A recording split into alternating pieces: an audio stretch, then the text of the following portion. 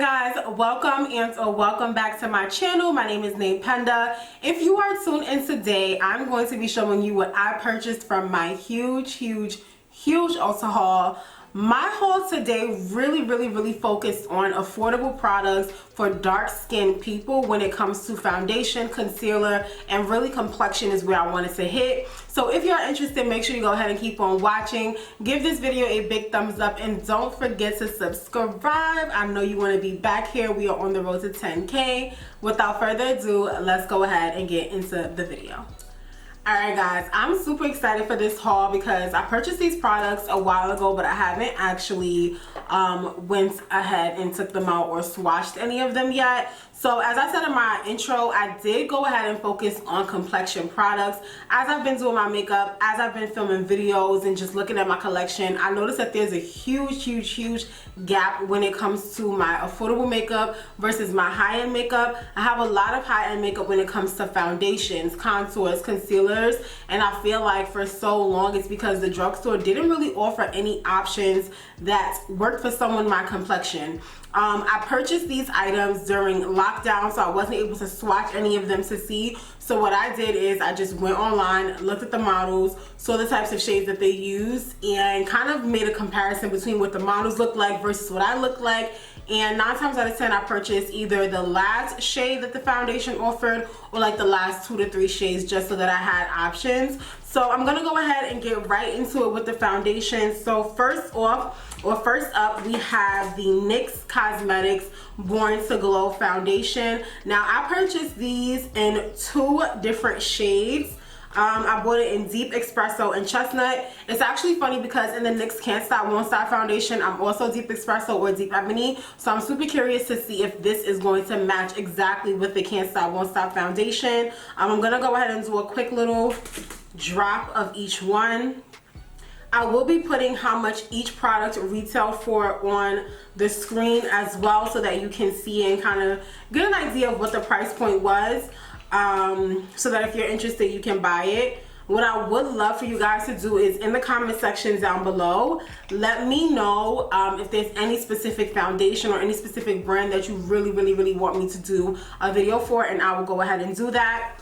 So I just went ahead and swatched them. The darker shade that has more red is Deep Espresso, and then the shade that's a bit cooler but still deep is Chestnut. I feel like these are great shades. 9 times out of 10, well, I'm saying 9 times out of 10, but honestly when it comes to using this, I'm probably gonna mix it only because I like the warmth of Deep Espresso and I like the coolness of Chestnut, but I feel like Chestnut is a bit too light. So I feel like Chestnut and Deep Espresso mixed together will probably balance themselves out to be a really good shade for me to use. So I'm super happy about this purchase so far. Let me know if you've tried the Born to Glow foundation. I have tried the Born to Glow concealers and they're actually pretty good.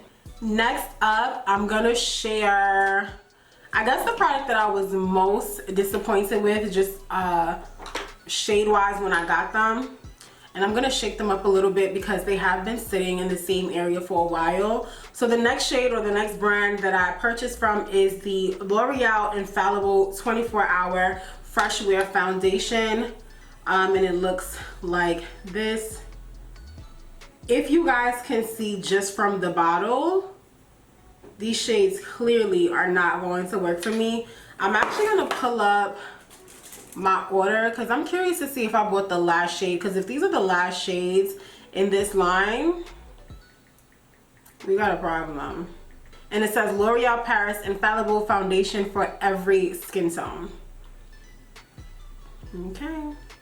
And it's the #1 new foundation of 2019. Okay, so let's see the shades. First of all, I'm gonna be honest, this is not like, how is this foundation for everyone? Like, do y'all see the shade spectrum of what's offered? There's clearly, I don't know, this is an issue to me. So let's see. The darkest shade is, let's go to Ulta's website. So I'm low-key annoyed because it says that the darkest shade is Ebony, but then when I look at the foundations, they are by numbers. The shade name is not actually on the foundation. So I see that Ebony is in shade 545 and I got shade 540, so I didn't get the darkest shade. So maybe there is a shade that will work for me. I purchased, oh, I lied, I did get dark 45. So I purchased the last two shades and they look like this. Honestly, without me even swatching it, I don't think it's gonna work, but we will see. This is 545, the darkest shade. So this actually might work. It's just very, very, very, very red for my undertone. And then the problem is that as I'm looking at 540 in the bottle, 540 looks very orange. So 540 is the shade right next to it. And as you guys can see from the consistency, it is a bit liquidy. I'm not sure if this is gonna work. I'll be honest, I don't know. But we'll try it and we'll see. You only know if you try it. If at first you don't succeed, dust the makeup off and try again. So yeah, I'm having bad luck with this foundation. But overall, as far as just the first impression, the way it looks in the bottle doesn't necessarily equate to how it comes out on my actual hands. But overall, with the two shades, I'm still not sure if it'll work for me. And I feel like I said I was a bit disappointed in those shades. And then I'm not gonna lie, I'm also a bit disappointed in these shades from Revlon. So this is the Revlon Candid Foundation. It's a natural finish. I'm going to go ahead and also see if this is the darkest shades that Revlon offers. So the darkest shades of the Revlon foundation are 560. So I purchased the last three shades. So I got 560, I have 540, and I have 550. So the darkest shade is 560. So I'm gonna go ahead and swatch this for you guys so you can see. Okay. So something I'm noticing is that the way it looks on the outside is lighter than the way it looks on the inside, because I feel like when I first looked at these products and I just looked outside of the packaging, I'm just like, these are like concealer shades, but they're actually coming out darker than they appear to be. They're not the perfect shade as a swatch, but they're better than what I thought. So every time I think that I'm super disappointed by a shade, I'm like, oh, it's actually not that bad. So this is the shade 560, and I feel like this is actually a pretty good shade.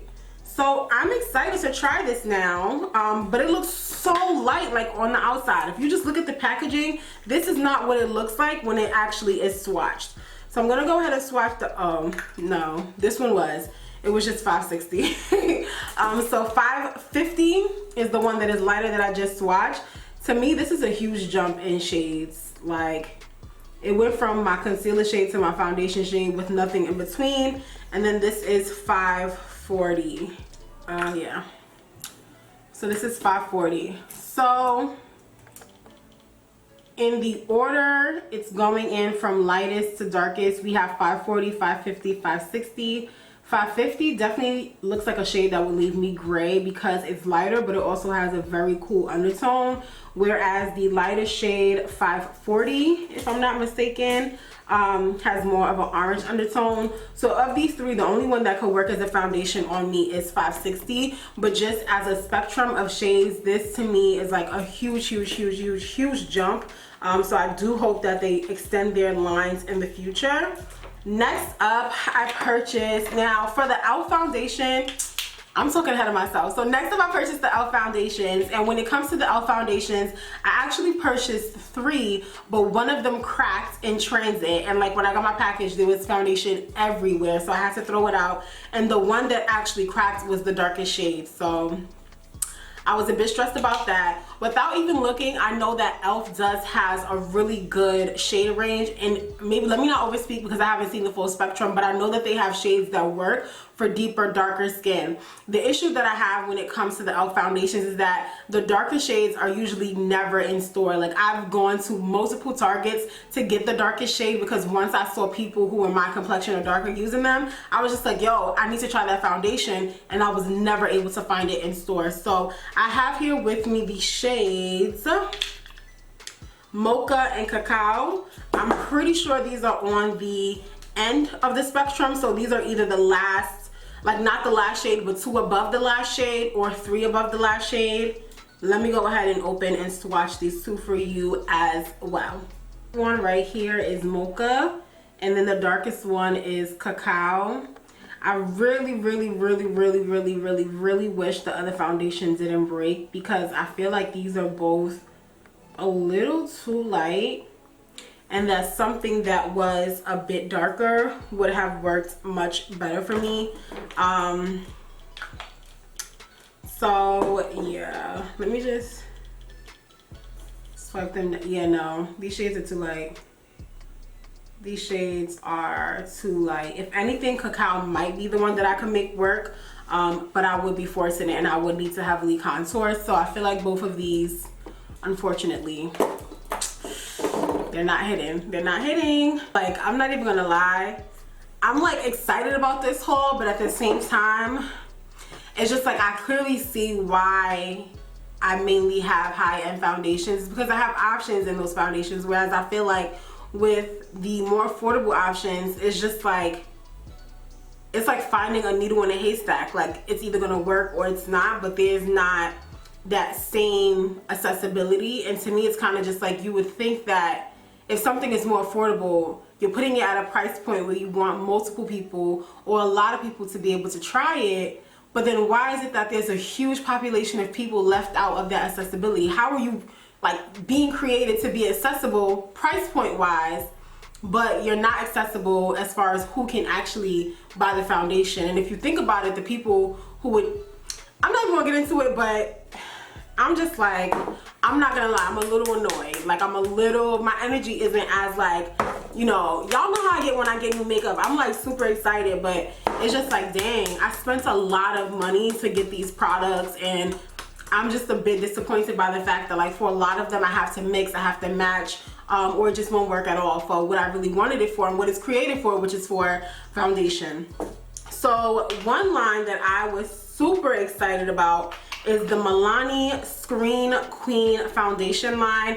And the main reason I was super excited about this is because they have a huge foundation range for this. Like, this one I actually saw the range, and I remember when I was ordering it, I was so confused. And that does not happen a lot when it comes to drugstore brands. I don't get confused about what shades I need to get. I usually just buy the last two, but I remember when it came to getting this and the Born to Glow foundations, I had to like really sit there, really think, really go through the model photos. So I purchased, it looks like the last 3 foundations with the exception of one. So I have shades 550, 560, and 580. I'm just gonna swatch 580 and see if it works. If not, I will swatch 560. Yeah, this is a beautiful shade. So MILANI, thank you for not letting me down. This is a pretty shade. Let me go ahead and, it's actually a bit darker than I am. Well, my hands are lighter than my face right now, so this might actually work for my face. But let me swatch. I don't know why I skipped and why I didn't get 570 and why I went straight to 560. It had to be based off a model photo. But I'm gonna hope. So this is 560 and then 580. So both of them have super red or super warm undertones. So with these, I'm curious to see how they'll work. I'll probably have to try them on my actual face and like figure out from there which shade I want to go in with. But I'm not 1000% disappointed by these shades, and I know that if anything, there is a shade 570 in the middle that I could potentially purchase. So yeah, those were all of the foundations that I got. So I got foundations from MILANI. I got foundations from NYX. I got foundations from e.l.f. I got foundations from L'Oreal, the Infallible, and then I bought Revlon foundations as well. So that is 1, 2, 3, 4, 5 different brands of foundation. It sounded very much so like 5 days, not 5 days, 5 nights. That was 7 days, 7 nights, but very much so sounded like a week long, like trying out different foundations. Let me know in the comment section down below, like, what are your thoughts when it comes to buying foundations from drugstore, from Ulta, from CVS, Walmart, Rite Aid? Like, what are you guys' experiences? Just because I'm super curious. I have a whole lot that I could say, but that will probably be another video. Now, beyond just the actual foundations, I did also go ahead and purchase a bunch when I say a bunch of concealers. So for the concealers, I pretty much just tried to get concealers that would match with the foundations. I'm not gonna swatch all of them just because taking them off the package and doing all of that is a lot, but mainly because I'm gonna do the video of the foundation and the concealer as a first impression, so you'll be able to actually see how it wears on me. So for e.l.f., I got 3 shades in their camo, concealer. Now, as far as the shades that I got, I know that one will work. This one definitely won't work. It'll probably leave me looking gray. But I feel like I can definitely make this one work and probably a little bit of this one. So these are the 3 shades that I purchased from e.l.f. Then from Maybelline. Now, Maybelline is not included in this haul, but that's because I've actually worked with Maybelline in the past, and so they sent me a full line. Maybelline has some great, like great foundation shades, some great concealer shades, so I actually really like their line of products. Their matte and poreless is my favorite, and I have it both in the glass. I also like their, what is it called? Let me grab them for you so I can just show you really quickly. So they have their matte and poreless, and they have it in the bottle. They also have it in a pouch now. They have, so I was looking in my drawer for the other Maybelline foundations. It was actually up above on my little decoration piece. So from Maybelline, I have 3 different formulas. I have the matte and poreless in the bottle. I have the Super Stay foundation, and then I have the matte and poreless in the pouch. So as far as complexion products, if you, I mean, when in doubt, go with Maybelline. As far as what I've seen so far, their range of foundations are actually accessible. If I'm not mistaken, there are some jumps in the shades, and I need to double check that and probably go to Ulta and see, but there's something that I could use, and that makes me happy. If I'm not mistaken, there may be some jumps in the foundation. I think that my biggest issue with Maybelline was that they don't, like, while I have access to the matte and poreless line and the Super Stay line, I don't believe that every single complexion category that they offer has the same amount of shades.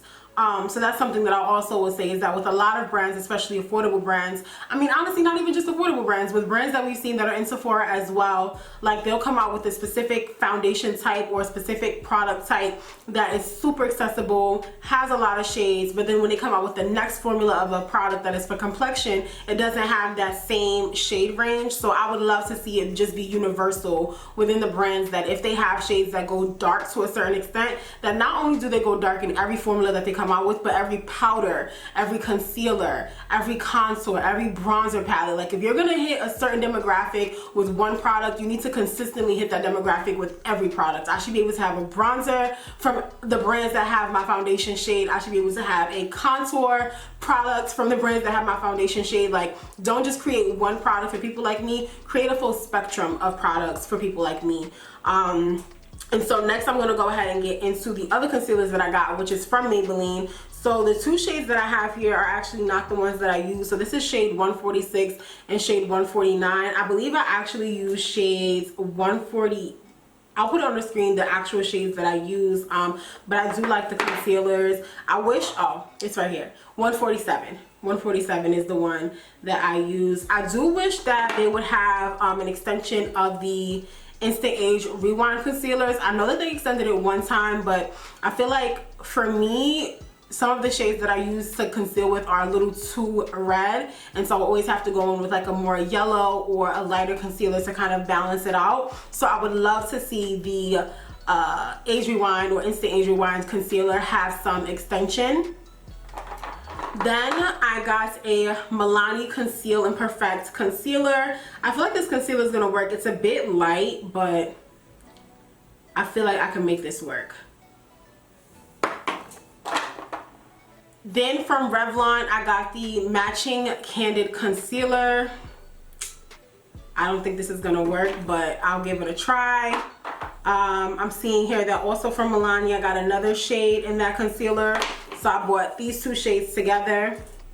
I'm curious as to why one has the plastic and the other doesn't. I don't know if I did that or if it came like that. I'm gonna have to think and ponder and make sure I did not get one that came opened already. But I got 2 shades in that. And then one concealer that I got was from Makeup Revolution in the shade C16. So this actually used to be one of my favorite concealers. I feel like in 2019-ish, that was probably one of the only concealers that I used. So I just re-upped on it to see if I still love it or not. And then I bought a Maybelline concealer in their Fit Me line. This is way too light. So I don't know if this was the darkest shade or if this is just the one that I saw, but I can already tell that this is too light. And then the only product that I got that I could actually contour with, and now that I'm looking at it, I don't even think it could contour me, and that was a Flesh Stick in the shade Espresso. So I just applied it on my hand. This is definitely not a contour. This is most likely going to be a bronzer or something that I use to just spot correct.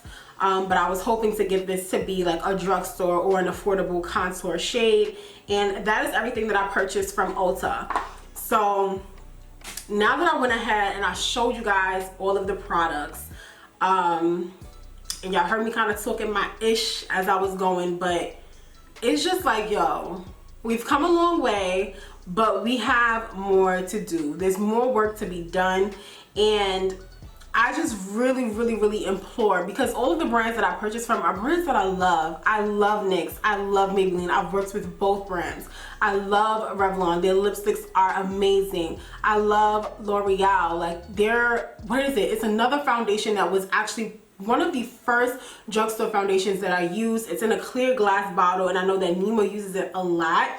I can't remember the actual name of it, but the shade range in that foundation, chef's kiss.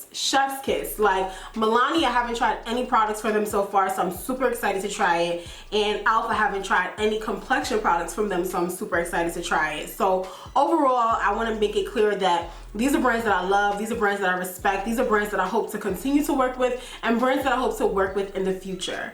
The bigger thing for me is, in order for me to be able to work with you, I need to be able to have access to the products. I love makeup.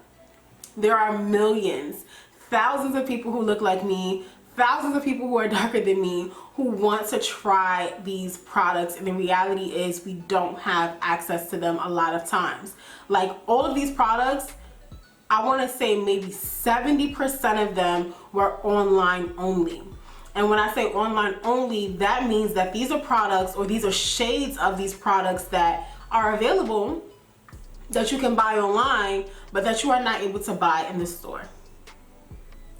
So that tells me that although it is beneficial to be able to swatch the products in real life, let's say we're not talking of COVID, we're just saying in general, although it would be beneficial for me to swatch these products in real life, I can't actually do that. So I have to guess, buy it online, pay for shipping and handling, try it to see if it works out, and if it doesn't, return it, lose out on that shipping and handling money, but then not even be able to get a different shade, go back online to get an alternative. Like that's a lot, you know? And I feel like I just hope that when it comes to drugstore brands, they make their products something that black people, something that dark-skinned black people have the ability to use, to access, because a lot of these products, a lot of these brands have products that are amazing. We see influencers all of the time who are lighter, who are of, you know, lighter complexions in general, rave about these products. How long were people raving about the Age Rewind concealer? People raving about certain foundations, and it's just like, yo, I would like to try that too. Hello, I love foundation, I love concealer, I would love to try it too. So I'm gonna stop my rant there, because I feel like I could go on and on and on and on about this, but my biggest takeaway is just that I spent a bag on these products because I want to try them. I want to incorporate them into my routine, and I realized that I wasn't doing that. But the real reason why I wasn't doing that is because I didn't have access to the products. Whenever I would go to Ulta, I'm very much an interactive person when it comes to makeup. I want to feel it, I want to see the texture, I want to see the shades, I want to compare it. And I wasn't able to do that with a lot of these products, even when we weren't in lockdown, or even when we weren't in COVID era, because they weren't sold in store. You know, they were only sold online. or brands will come out with new products. I would see trend reposted. I'm running to the store to go get it. They don't have any shades that could work for anyone remotely close to my complexion. So I just hope that as a whole, you know, brands continue to do the work to diversify their products. But beyond that, I hope that retailers such as Ulta, such as CVS, such as Dwayne Reed, these retailers also put in their stores darker shades. Please do not count us out. Please do not think that because you're in a zip code that is not predominantly black or doesn't have a lot of black people that those products won't be sold, because whenever I go to the drugstore, no matter where it is, no matter where in the city I've gone, whether it's Manhattan, Brooklyn, the Bronx, Queens, no matter where I've gone, the darkest shade of products is usually not in stock. If it is in the store, if it is sold, it is usually not in the aisles because people buy it up. Now that could be because one, they get a low stock in general anyway, and they're just like, you should be happy that it's in the store, so here's your 10. Once you buy it up, we're good until the next month. Or two, because people will travel, they will look up to see which zip code has these darker shades in store. They'll go into the store and they'll buy it. They'll buy it. So, like, I'm super excited to try these products, but a part of me is also super frustrated because I've always felt this way when it comes to like drugstore brands, when it comes to shopping at Ulta. I've always felt this way. And don't get me wrong, amazing store, amazing brands, but there is work that needs to be done, and I hope to see it. I truly hope to see it. So I'm gonna see if there's any way or any steps that we could take just as consumers when it comes to requesting these shades to be in store, when it comes to requesting that these brands make products that work for us. Like, what can we do, you know, as consumers? But then also, do we want to do it as consumers? That's also your right to say, you know what, if you don't make it for me, I don't want to try it. That was a lot.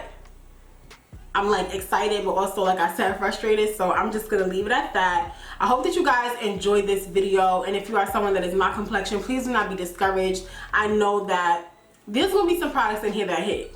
Like, I know that there's gonna be some products in here that hit. There's gonna be some products in here that work. So stay tuned. We're gonna get into it and see which ones we love, which ones we don't love. And if you are someone that is fairer, if you are someone, you know, from a brand and you are seeing this, please, please, please, please, please make products for us. If you are someone that is fairer, please, please, please, please, please advocate for products to be made for us, because it can't just be dark skinned people saying we need products for dark skin. It has to be everyone as a collective saying, hey, you should not be leaving out anyone on any spectrum when it comes to your products. If you want to claim that you are diverse, if you want to claim that you are for everyone. There's some brands who they don't care, and that's okay. That's clear. Like Almay, I've never seen an Almay product on someone even 5 shades lighter than me, so they've made it clear who their demographic is. But there are some brands here who have the money, who have the budget, who have the resources, who have the chemists, who have the want to create these products. So do it, please, we're begging you. We don't always want to spend $50 on a foundation or $40 on a foundation. I would love to buy a $10 foundation and have that be my go-to. So help me out here, okay? That's it for me. I love you guys so much. I hope that you enjoyed this video. Make sure you go ahead and give it a big thumbs up and subscribe to my channel. Like I already said, look at me, I'm getting tongue twisted. We're on the road to 10K. Let me know in the comment section down below, what are your thoughts, what are your feelings, what are your favorite drugstore products, what are some brands that go deep enough that I need to buy, that I need to check out. Let me know. I am on the hunt. I will find them. I want to have a top 5 affordable drugstore foundation favorites. Like, I want to be able to create that video, and right now I can't, because there's not 5 products that are affordable that work for my complexion that I could say, hey, try these 5 foundations. So I want to get there. That is my goal. So please, please, please, any recommendations you have, leave them down below. For price point, I'm looking at foundations that are like $13 or less. That to me is drugstore affordable. So drop them down below if you have any. I love you guys so much. Monday, Wednesdays, and Fridays at 6 p.m. I'll see you guys next time. Bye. Yeah, yeah.